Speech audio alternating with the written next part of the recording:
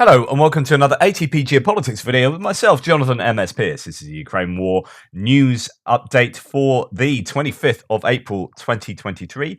I did a relatively later video for my news piece yesterday, and I was thinking, well, there's not going to be much news to report on so soon after doing that one. I'm always wrong about things like that. There is lots of news as ever. Right, let's go to our usual opening gambit, the Russian losses as according to the Ukrainian General Staff for the day before. All the usual caveats apply, but I find these indicatively useful. And indeed, the UK Defence Intelligence makes a statement about that, which is quite interesting. So we'll come to that in a second. The Ukrainians claim that 690 liquidated personnel of the Russians were, they were taken out yesterday. 5 tanks, 12 APCs. So 12 APCs is quite a high number. 5 tanks is a pretty decent number, right? 14 artillery systems, so that's ticking back up to a high number. 2 anti-aircraft warfare systems. I think that's very significant. If you look at 291 in, what is it? I don't know, 420 days or something at the moment. That is, it's less than one a day on average. So to have 2, that's 100% more than you'd normally expect. 24 drones. So drones are very active. The Russians are very active with their drones at the moment across the front lines, but also in their attacks on cities with the Shaheeds. The Shaheeds have been sort of sent out on consecutive nights, it appears, after we had a long period of them not using them. Instead of waiting to use them en masse, they seem to be using them consistently at sort of 5 to 10 a night. And I'm not sure about I'm not sure about how sensible that is, because if you want to really overcome the Ukrainian air defenses, you need to swarm them, I think, or saturate the air defense systems with huge waves of these sorts of things. So I don't know if sending out 5 to 10 a night is the best way of doing that, but nonetheless, that's what they're doing. 31 vehicles and fuel tanks. So we saw huge numbers of vehicles lost yesterday. Again today, that's just a really big number. 6 pieces of special equipment is huge. That is less than 1 a day on average, and to see 6 in one day, that is massive. So actually, there are some really significant numbers here. Electronic warfare and radar systems, if that is what those pieces of special equipment are, they are hugely important to take out for ahead of the coming counteroffensive. That you want to take out air defense systems, and indeed they're taking out 2 anti-aircraft warfare systems, but also 14 artillery and 12 APCs, 31 vehicles as well. That's a really big equipment loss, I think, yesterday. The Defense Intelligence says over April 2023, Russia's average daily casualty rate has highly likely fallen to around 30%. So as it says here, this follows exceptionally heavy Russian casualties over January to March. So January to March, we were having record days of 1,090, I think, or 1,100 there or thereabouts, and consistent days of around 1,000. That then dropped down to sort of 500 level. We're now ticking slightly back up again. But as it continues, figures released by the Ukrainian General Staff suggest a reduction from a daily average of 776 Russian casualties in March to an average of 568 so far in April. So April has seen certainly a downturn in liquidated personnel. Defense intelligence cannot verify Ukraine's exact methodology, but the general trend is likely accurate. And this is what I've been saying. I'm saying I'm pretty sure the numbers are overinflated. I would doubt that actually the Ukrainians have taken out 690 people across the front line. When you look at all the video footage, where you look at, there are flashpoints, but actually it's relatively quiet along the front line in a load of areas. I don't know that can account for 690 people. I know people disagree with that. Fair enough. But actually, my position seems to be backed up by what the Defense Intelligence is saying here, which is that, we can't verify exactly how they come out with these numbers, but it's a general trend that's accurate. And that's what I talk about. It's like, okay, what was yesterday like in terms of a comparison to all the other days of the last couple of weeks? In fact, the last month, the last 2 months, 3 months, what do the trends look like? And those trends are accurate, which is, it was a slightly above average day yesterday. They took quite bad losses, but it's certainly not like it was back in March.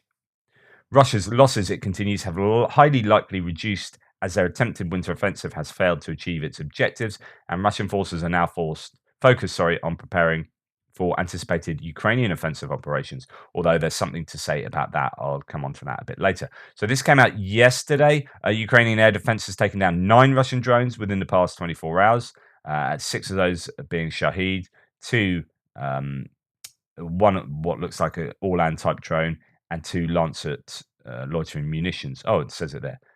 Yeah, well on me. Um, so yeah, that's what I'm talking about. This kind of consistent use of drones, particularly these Shahed drones.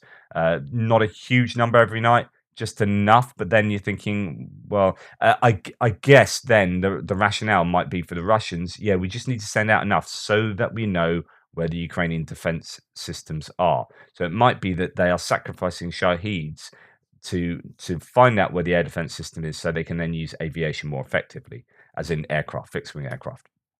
So it might not be a bad decision after all. Okay, air ambulance helicopters crashed in Volgograd.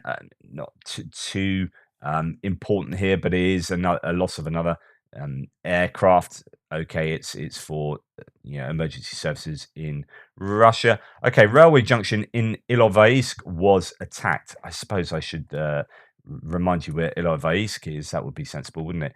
Right. So if we look at the map, Ilovaisk is behind Donetsk. It's there, I believe.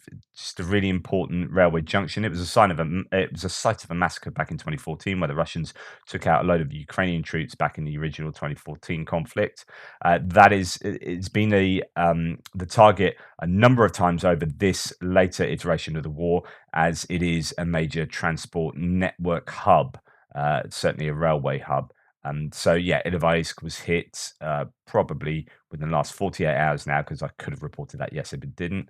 And then Tokmak has also been hit. So Tokmak is an important place in terms of the coming counteroffensive. There's a lot of thought that Tokmak's going to be one of the targets. As you can see, it is both the railway passes by there, but it's a huge road hub, and as a result, the Russians have been expecting the Ukrainians to have their counterattack focus on Tokmak, so they've basically entrenched all around. They're built defenses all around Tokmak. It's completely surrounded by defenses, but it is also hit regularly by HIMARS. It is a very common target for the Ukrainians. Okay, talking about targets, so the video that reporting from Ukraine released last night talked about how, and I'm actually going to show this map a little bit clearer here. This looks like a rebar map, but it's talking about the HRIM-2. What's a HRIM-2?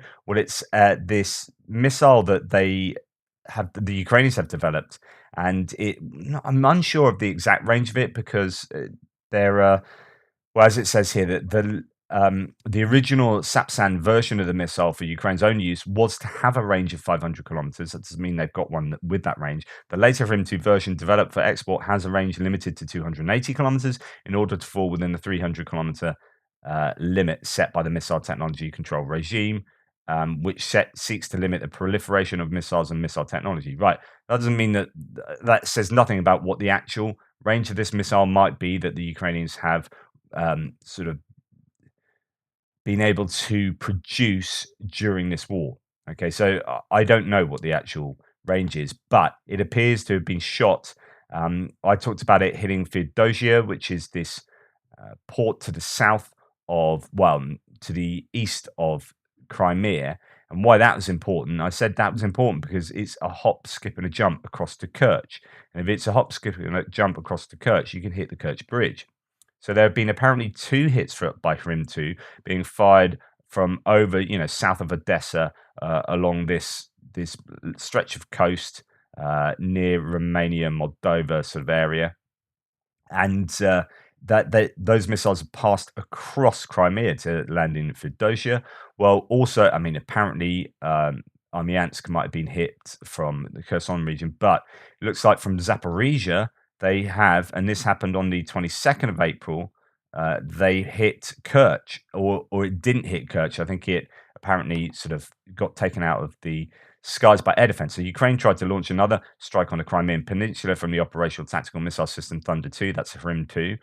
The missile was shot down over the waters of the Sea of Azov near Kerch by anti-aircraft gunners. Okay, but that means that they can hit there, and it means that the Kerch Bridge is able to be hit right now. In fact, there are some people that are still claiming that the explosion on Kerch Bridge was originally actually a Harim 2 missile. Um, I don't know. I still don't know. It was probably that lorry with a bunch of explosives in, but there are lots of competing hypotheses.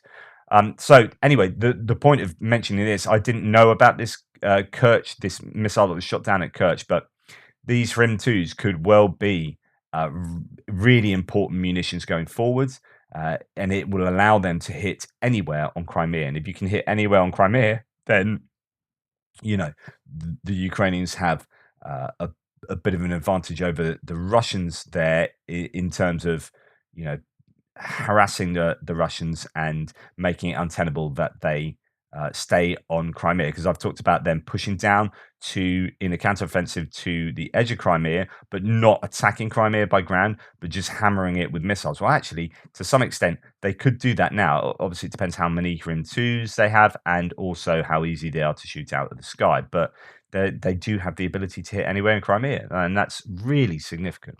Okay, Russians at their best again. Overnight, the historical museum in Kupiansk was targeted with Su-100 missiles. So the center of Kupiansk, just to remind you where Kupiansk is, and it's right up the north here, in the Kupiansk-Fatara Kremlin axis I often start with, and my frontline updates. Kupiansk is there. The center of Kupiansk was hit by S-300s. So the Russians are still hammering different locations, different cities and towns with S-300s. It is their weapon of choice at the moment because the Ukrainians can't shoot them down.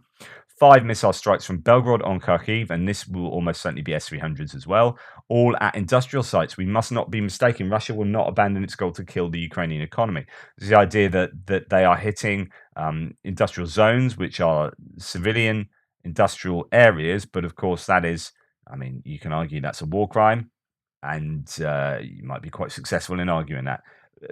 But the ramifications of this are crippling. Is the crippling of at least the economy around Kharkiv. Okay, let's move on to odds and sods. And actually, there's only one thing to talk about, which is U.S. official says that looks like John Kirby saying Russian forces could launch a new offensive operations once weather improves. We know it is John Kirby. We know that in the spring, when the weather improves, and it is already starting to improve, we can expect that the Russians will want to go on an offensive in some areas. That's interesting. I don't know whether they would have the capacity to do that, or the capability, I guess, which is you might have enough troops, but are they well equipped enough? Do they have the right mechanized equipment? Are they well trained enough to go on an offensive? Or several offensives. So I don't know whether this is putting something out into the information space, a bit of psyops or something like that, or whether the Ukrainians and the Americans are genuinely worried about the Russians doing counteroffensives. There is talk that they are attacking in a couple of places, maybe around here, which is a sort of Zaporizhia, Donetsk oblast areas in the south, to perhaps cause the Ukrainians to think a little bit. The Ukrainians are just about to attack themselves, so if the Russians get in first in little attacks, then it kind of messes up the plans of the Ukrainians. That could be happening. That I think reporting from Ukraine was talking about that in that same video again. Okay, let's move on to military aid. These Oryx pieces, so Oryx, as well as documenting all the losses, also document all the military aid given to Ukraine. So they have a really good set of databases on a whole bunch of stuff. Oryx loves doing lists. Now, these are sometimes ones that or often ones that have already been announced, but it's that they're given them, or it's when they announce them. So you've got to be careful when they announce these things on Twitter. But just to remind you, so these are probably ones you already know about, or some people know about. But anyway, 20 M113 APCs from Spain to be delivered, 3 M113 and 2 M577 ambulance APCs from Portugal. I talked the other day about Portugal sending some tanks over, and then perhaps around maybe, what was it? I can't remember. Was it 6 or was it 20 other vehicles? And this is part of that then. So there are consistent numbers of it. Now, these are only M113s, old school APCs. But it's all going to be really useful, and we'll come on to that in a second. The sheer volume of some of these vehicles being sent, and again another tweet out with sort of an updated list about to be delivered: 14 Leopard 2A4s from Netherlands and Denmark, 3 Leopard 2A6s, so slightly more updated ones from Portugal, in addition to the 3 examples already delivered, so 3 more to go. 5 Leopard 2s from Greece to be delivered. So that is, I didn't know, or I'd forgotten that Greece was sending Leopard 2s. So that's interesting.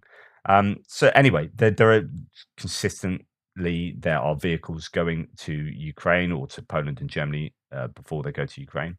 Ukrainian 47th Mechanized Brigade's N2A2 Bradley ODSSA infantry fighting vehicles repainted in pixel camo. This means that these vehicles are definitely going to Ukraine, and they're almost in Ukraine. They're training for ahead of being sent to Ukraine. So it's getting closer to seeing the counteroffensive, because all the equipment appears to be getting painted up in the correct camouflage. 9th January 2023. I'm pointing this out because this is something that Ukraine seems to do, but we don't see so much of this on the Russian side. So it's potentially one of these asymmetrical advantages. So the Russian Kamaz 53949 Linzer, captured in Izium, has been repaired. So this is back in January and is possibly already in use by the Ukrainian armed forces. First photo shows the extent of the damage. So this is how it's found. You see that's pretty knackered, and you might think, oh, some of these vehicles, they're never going to do them up. But actually, they do them up to look better than they were at the height of their Russian service. So, I mean, that is a decent bit of kit now, and apparently potentially already on the front line. So you're seeing this quite often, these vehicles getting done up and then sent back, because the Ukrainians are more able to recover the vehicles. They have the machinery to recover them, and they have the ability to fix these up because it's Ukraine, it's their own country, and they've got places all over the shop in Ukraine. Do the Russians have the capability to do this and to do it as much as the Ukrainians do? So this potentially gives an advantage to the Ukrainians, that they get some of these vehicles back. I mean, you include the T-72s that have been upgraded in Czechoslovakia. They just got another 12 of those back, which will be adding to the counteroffensive. Now, I don't know whether they were ones that were T-72s that were perfectly functional and they were just upgraded, or whether any of those were ones that had been damaged and then were fixed up. Anyway, head of EU diplomacy, Josep Borrell, said that the amount of ammunition supplied to Ukraine is increasing and should increase even more rapidly in the coming days. About 1,000 rockets have already been provided. The EU promised $1 billion euros in ammunition to Ukraine recently.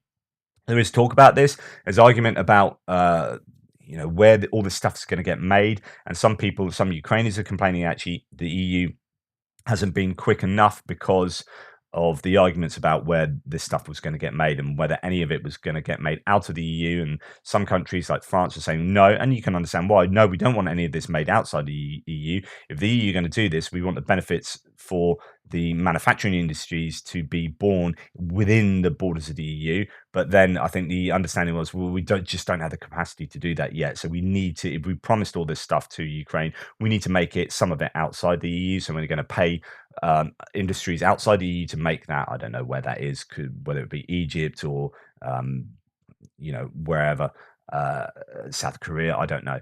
But then they'll import that into the EU and then to Ukraine. So that was causing delays. I think that's been sorted out now. There you go. Anyway, this is footage of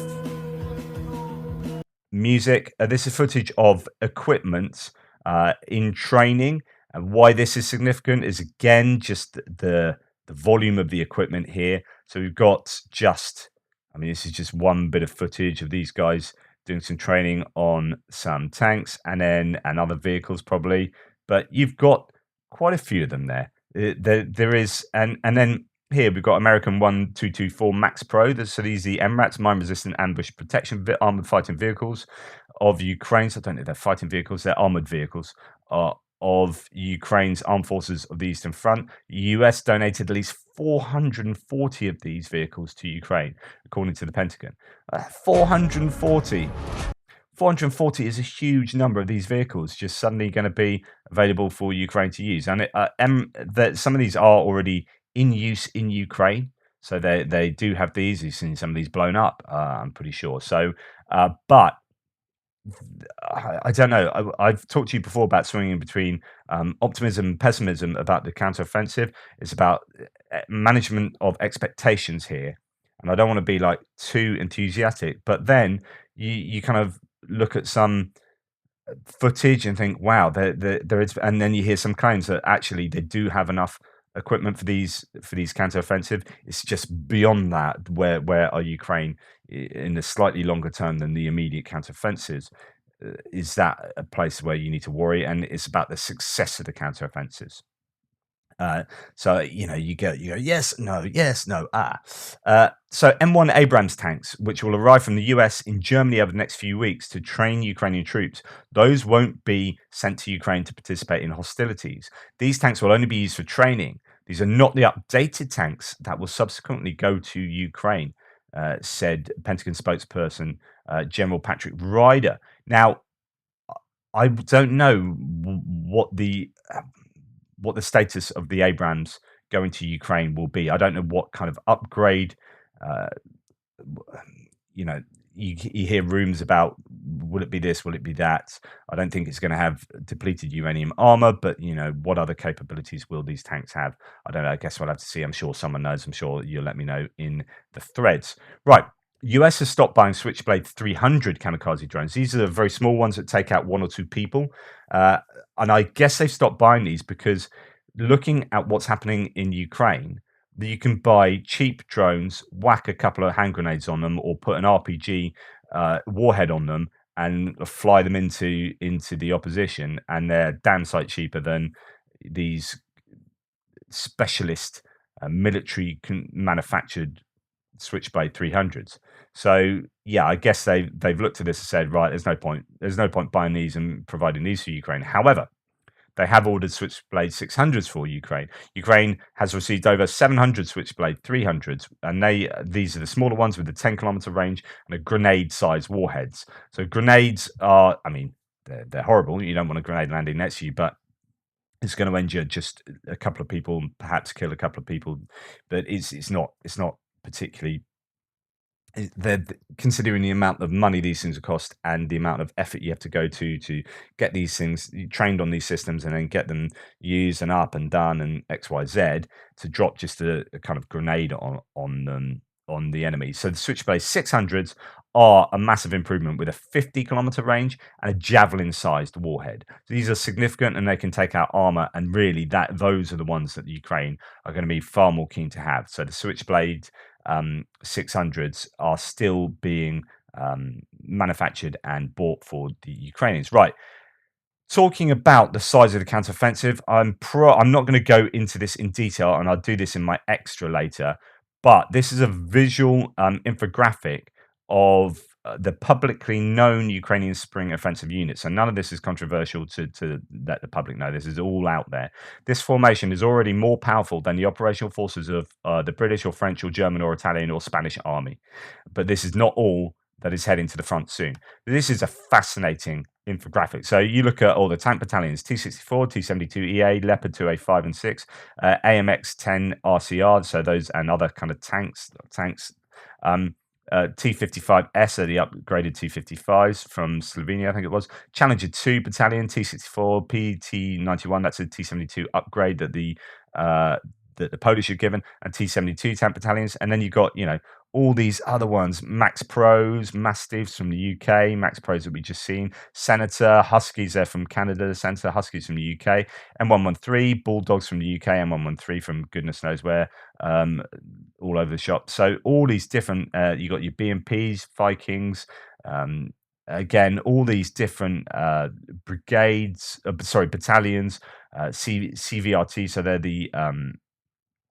the Swedish ones, very, very capable. You got artillery battalions of different types, and this doesn't include all of the self-propelled artillery that we know they've got loads of. So your Crabs and your Panzerhauser 2000s and your etc., etc. Although the AS90s are in here, so this is a huge core of you know of counter-offensive that's just about to happen. But as Thomas Tyner goes on to say, besides the 9 brigades above, Ukraine is also training at least 3 additional brigades for the spring offensives. We don't know which brigades, but there is a lot of equipment for them that has recently arrived, like Leopard 204, Leopard 105s, T72A, PT91, CV90, 40 IFVs, those are the Swedish ones as well, Rosenmac IFVs, Max Pro, BMC QPs, the MRAPs from Turkey, senators, and hundreds of M113 from more than a dozen nations.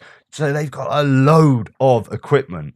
And then, as it says, is also readying artillery brigades, for which a lot of self-propelled artillery arrived in the last few weeks. Crab, Susanna 2, M109L from Italy. Those are from Slovakia, Susanna 2.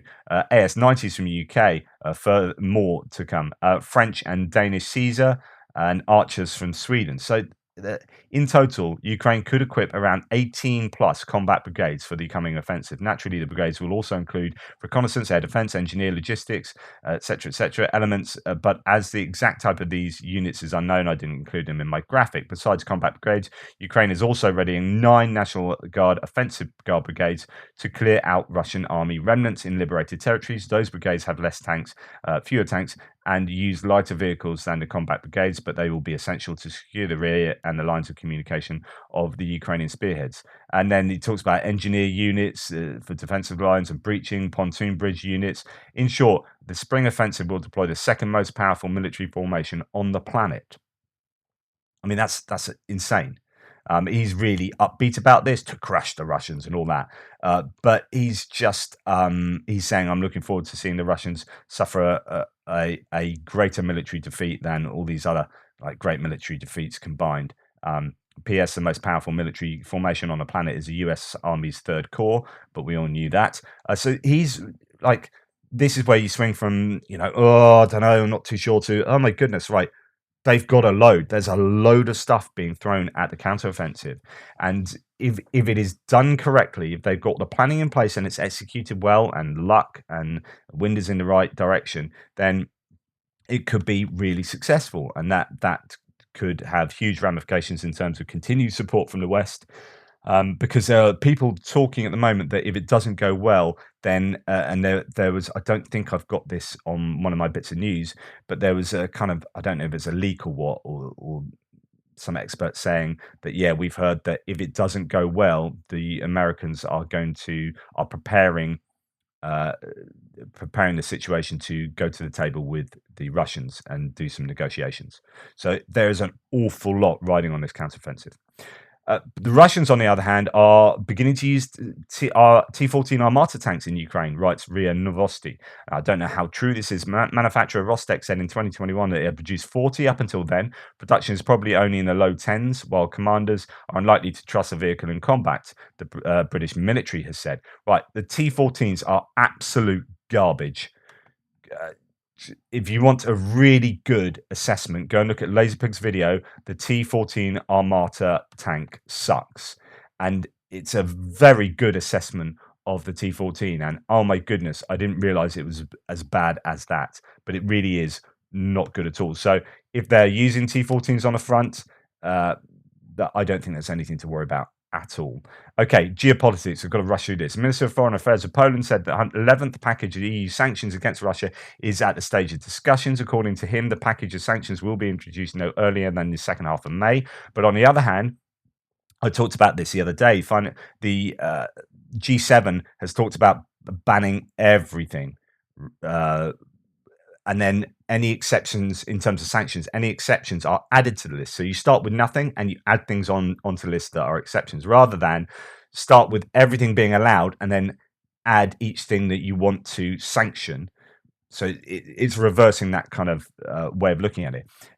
But the EU and Japan apparently are resisting the US plan to do this for a bunch of reasons to do with I guess from our perspective, is simply not doable. One of the unnamed officials told the publication the officials fear that the US proposed exports ban risks renewing drawn out debates on sanctions among EU member states and potentially weakening measures already in place. And that's a problem when you've got that many countries in the EU and some of them having different relationships with Russia than others, then these things become difficult. Okay, UN Security Council meeting, Russian Foreign Minister Sergei Lavrov slammed the West. So this is pretty controversial. The Western minority arrogantly rejects the key principle of the UN Charter, namely the sovereign equality of states, Lavrov said, which is incredibly ironic, ridiculous.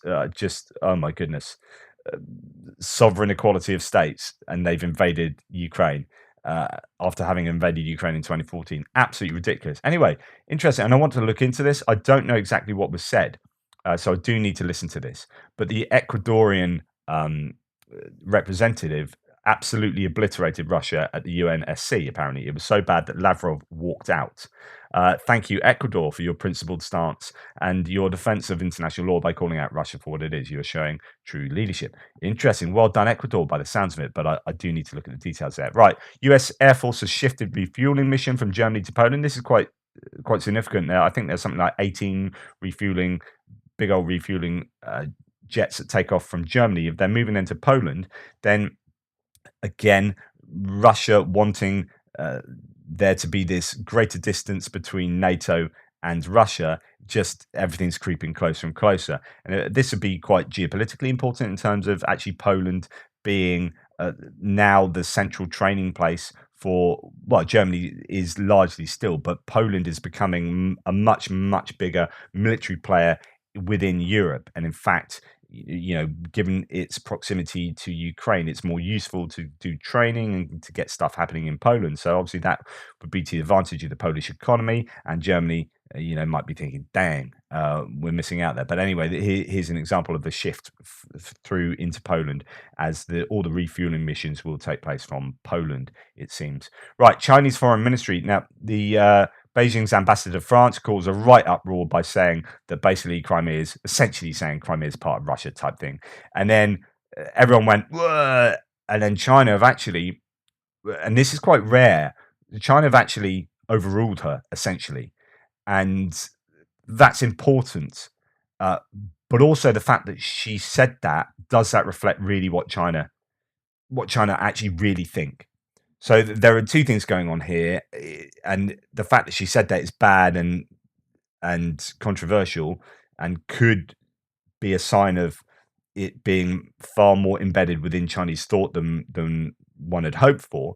But on the other hand, China have walked back what she said.